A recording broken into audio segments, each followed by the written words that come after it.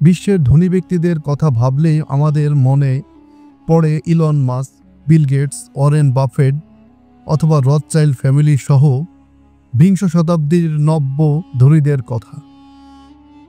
কিন্তু আমরা অনেকেই হয়তো জানি না 14 শতকের মালির মুসলিম শাসক মানসা মুসাকে মনে করা হয় বিশ্বের সর্বকালের সেরা ধনী ব্যক্তি। মূল্যস্ফীতি হিসাব করে তার তৎকালীন সম্পত্তিকে বর্তমানে মুদ্রায় রূপান্তর করলে সেটার পরিমাণ হয় প্রায় $400 বিলিয়ন। আসুন জেনে নেওয়া যাক বিশ্বের ইতিহাসের সবচেয়ে ধনী ব্যক্তি এই মানসা মুসার সম্পর্কে। মানসা হচ্ছে সেই সময়ের মালির রাজাদের উপাধি, যার অর্থ হচ্ছে রাজ্য বা সম্রাট। মুসা ছিলেন দশম মানসা, অর্থাৎ মালি সাম্রাজ্যের দশম সম্রাট। মুসার জন্ম হয় 1280 সালে। 1322 সালে মাত্র 32 বছর বয়সে বসেন তিনি সিংহাসনে। মিশরীয় ইতিহাসবিদ আল উমারি এর বর্ণনা অনুযায়ী মুসার পূর্বসূরি দ্বিতীয় আবু বক্কর কেইতা, তিনি বিশ্বাস করতেন যে আটলান্টিক মহাসাগর অসীম নয় এবং এর অপর প্রান্তে পৌঁছা অসম্ভব নয়। তিনি আটলান্টিক মহাসাগরের সীমানা অনুসন্ধানের উদ্দেশ্যে 2 শতাধিক নৌকা বোঝাই এক বাহিনী প্রেরণ করেন, যাদের সাথে আরও শতাধিক নৌকা ছিল পানি, খাবার দাবার এবং স্বর্ণমুদ্রা বোঝাই।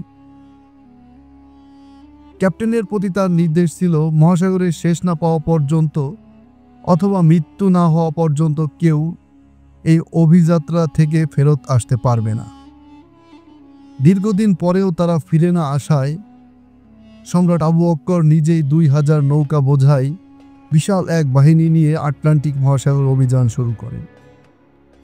তাদের সাথে আরও 1000 নৌকা ছিল পানি এবং আনুষঙ্গিক জিনিসপত্র সহ। যাত্রা শুরুর আগেই সম্রাট রীতি অনুযায়ী মুসাকে তার উত্তরাধিকারী মনোনীত করে যান, কিন্তু দীর্ঘদিন পেরিয়ে গেলেও তার ফিরে না আসায় সবাই একমত হয় যে আবু বকর সহ তার বাহিনী সবাই মৃত্যুমুখে পতিত হয়েছেন। ফলে 1312 সালে মুসা মালির সম্রাট হিসেবে অধিষ্ঠিত হন। মুসা যখন ক্ষমতায় বসেন তখন মালি সাম্রাজ্য বর্তমান মালি এবং দক্ষিণ মৌরিতানিয়ার অংশ জুড়ে বিস্তৃত ছিল। তার শাসনামল জুড়ে মুসা আটলান্টিক মহাসাগরের তীর থেকে টিম্বাকুতু পর্যন্ত পশ্চিম আফ্রিকার প্রায় 2000 মাইল পর্যন্ত নিজের আধিপত্য বিস্তার করেন। মুসা বর্তমান সময়ের Mauritania, Senegal, Gambia, Guinea, Burkina Faso, Nigeria, Ivory Coast সহ 24টি শহর এবং এদের আশেপাশের গ্রামাঞ্চল সহ বিস্তৃত এলাকা জয় করেন। সে সময় পশ্চিম আফ্রিকা ছিল স্বর্ণ এবং লবণের সমৃদ্ধশালী জনপদ। এই স্বর্ণ এবং লবণের ব্যবসা নিয়ন্ত্রণ করে এবং তার অধীনস্থ সুবিশাল সাম্রাজ্য থেকে রাজস্ব সংগ্রহ করে মুসা তার সাম্রাজ্যকে অত্যন্ত সম্পদশালী হিসেবে প্রতিষ্ঠিত করেন। আটলান্টিক মহাসাগরের তীরবর্তী পশ্চিম আফ্রিকা থেকে ভূমধ্যসাগরের তীর পর্যন্ত উত্তর আফ্রিকার মধ্যবর্তী সবগুলো গুরুত্বপূর্ণ ব্যবসায়িক পথ তার অধীনে থাকায় আরব এবং ইউরোপীয় বণিকদের নিকট থেকে আদায় করা হতো রাজস্ব। সম্রাট মুসা বহির্বিশ্বের আলোচনায় কেন্দ্রবিন্দুতে আসেন 1324 সালে, যখন তিনি প্রায় 4000 মাইল পথ পাড়ি দিয়ে হজ করতে যান। আফ্রিকান গবেষক মাহমুদ কাতি আরেকজন ইতিহাসবিদ মোহাম্মদ কুমার উদ্ধৃতি দিয়ে বলেন, মুসা দুর্ঘটনাবশত তার মাকে হত্যা করে ফেলেছিলেন, এজন্য তিনি সবসময় অনুশোচনায় ভুগতেন এবং শাস্তির আশঙ্কা করতেন। প্রায়শ্চিত্তর জন্য তিনি প্রচুর পরিমাণে দান করতেন এবং সারা বছর রোজা রাখতেন। কিন্তু তারপরেও মনে শান্তি না আসায় ওলামাদের পরামর্শে তিনি হজে যাওয়ার সিদ্ধান্ত নেন। পশ্চিম আফ্রিকার মুসলমান শাসকদের মধ্যে তিনি সর্বপ্রথম হজ পালন করার জন্য মক্কা গমন করেন। হজে যাওয়ার জন্য তিনি কয়েক বছর ধরে প্রস্তুতি গ্রহণ করেন। অবশেষে 1324 সালে এক সুবিশাল বহর নিয়ে তিনি তার ঐতিহাসিক হজ যাত্রা শুরু করেন। বিপুল পরিমাণ ধন সম্পত্তির অধিকারী চাকচিক্যময় প্রদর্শনী এবং মুক্ত হস্তে দান করার বদৌলতে তিনি পশ্চিমা বণিকদের দৃষ্টি আকর্ষণ করেন। তাদের মুখে মুখে পুরো ইউরোপে জুড়ে এই মহাযাত্রার বিবরণ ছড়িয়ে পড়ে, পরবর্তীতে যা বিভিন্ন লেখায় উঠে আসে।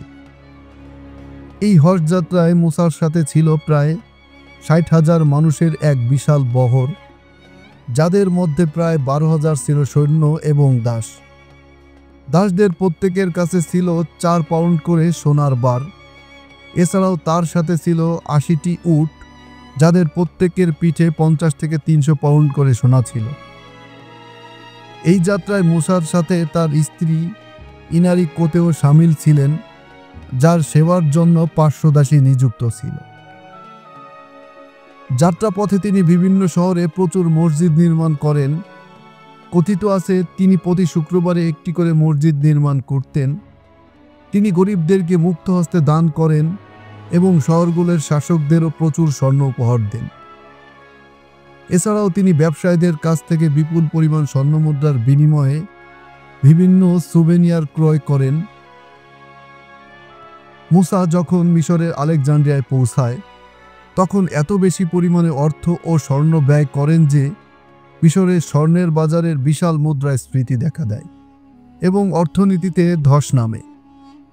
এটা জানতে পেরে ফেরার পথে মুসা মিশরের স্বর্ণ ব্যবসায়ীদের কাছ থেকে উচ্চ সুদে স্বর্ণ ধার নেন, কিন্তু তারপরেও মিশরের স্বর্ণের বাজার আগের অবস্থায় ফিরে আসতে প্রায় ১ দশক সময় লেগেছিল। সম্রাট মুসার এই হজ যাত্রার সময় লাগে প্রায় ১ বছর। তার এই হজ যাত্রা তাকে আক্ষরিক অর্থেই বিশ্বের মানচিত্রে স্থান করে দিয়েছে।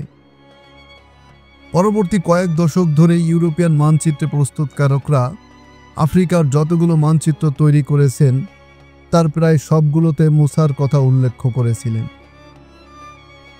এরকম এক বিখ্যাত মানচিত্র হল ১৯৩৯ সালে তৈরি ইটালির ক্যাটালান অ্যাটলাস, যেখানে পশ্চিম আফ্রিকার মানচিত্রের উপর মুসাকে একটি স্বর্ণদণ্ড হাতে দেখা যায়। সম্রাট মুসা যে শুধু জাঁকজমক এবং বিলাসিতা করতেন এমন নয়, তিনি অত্যন্ত ধার্মিক শাসকও ছিলেন। আরবি ভাষার তার বিশেষ দক্ষতা ছিল। ইসলাম ধর্মের প্রচার ও প্রসারের প্রতিও তার বিশেষ আগ্রহ ছিল। হজ পালন শেষে দেশে ফেরার সময় সম্রাট মুসা তার সাথে অনেক ইসলামিক স্কলার, প্রশাসনিক কর্মকর্তা এবং আন্দালুস ও কায়রো থেকে অনেক বিখ্যাত স্থপতিকে নিয়ে আসেন। তাদের দ্বারা মুসা তিম্বাকতু, গাঁও সহ বিভিন্ন শহরের আধুনিকায়ন করেন, প্রচুর সুরম্য মসজিদ, মাদ্রাসা, লাইব্রেরি এবং বিশ্ববিদ্যালয় তৈরি করেন এবং ইসলামী শিক্ষার ব্যাপক প্রসার ঘটান। মুসার সাথে মালিতে আসা স্থপতিদের মধ্যে উল্লেখ্য ছিলেন ইসহাক আল তেউজিন। তিনি ২০০ কেজি স্বর্ণমুদ্রা পারিশ্রমিকের বিনিময়ে মালির সর্ববৃহৎ শহর টিম্বাকতুতে দ্য গ্রেট মস্ক অফ টিম্বাকতু নামে একটি মসজিদ নির্মাণ করেন, যেটি আজও অক্ষত আছে। এছাড়াও তিনি সম্রাটের জন্য মাদাগুতে নতুন একটি সুরম্য প্রাসাদ, মালির দ্বিতীয় বৃহত্তম শহর গাঁওতে একটি বিখ্যাত মসজিদ সহ টিম্বাকতু এবং গাঁওর বিভিন্ন স্থান প্রচুর বিদ্যালয়, মসজিদ, মাদ্রাসা ও লাইব্রেরি নির্মাণ করেন। সম্রাট মুসা পুরো মুসলিম বিশ্ব থেকে ইসলামিক স্কলার, শিল্পী, কবি, সাহিত্যিকদের আকৃষ্ট করার জন্য টিম্বাকতু বিশ্ববিদ্যালয় প্রতিষ্ঠা করেন। তিনি সে সময়ের অন্যতম শিক্ষা কেন্দ্র সানকোর বিশ্ববিদ্যালয়ও প্রতিষ্ঠা করেন। মিশরের আলেকজান্দ্রিয়া বিশ্ববিদ্যালয়ের পর এই সানকোর বিশ্ববিদ্যালয়ের লাইব্রেরিতেই ছিল বিশ্বের সবচেয়ে বড় বইয়ের সংগ্রহ। এই বিশ্ববিদ্যালয়ে প্রায় ২৫,০০০ শিক্ষার্থী এবং ১ লক্ষ পাণ্ডুলিপি ছিল। তার শাসনামলে টিম্বাকতু সাব-সাহারান আফ্রিকাতে ইসলামী শিক্ষার কেন্দ্রবিন্দুতে পরিণত হয়। দীর্ঘ ২৫ বছর ক্ষমতায় থাকার পর ১৩৩৭ সালে সম্রাট মুসা মৃত্যুবরণ করেন। তার মৃত্যুর পর ধীরে ধীরে শাসকদের অযোগ্যতা, গৃহযুদ্ধ এবং বহিঃশক্তির আক্রমণে তার সাম্রাজ্যের এই বিপুল পরিমাণ ধন সম্পদ ধ্বংস হয়ে যায়। তবে দীর্ঘদিন পর্যন্ত অক্ষত প্রতিষ্ঠা থাকে তার সময় তৈরি হওয়া মসজিদ ও বিশ্ববিদ্যালয়গুলো।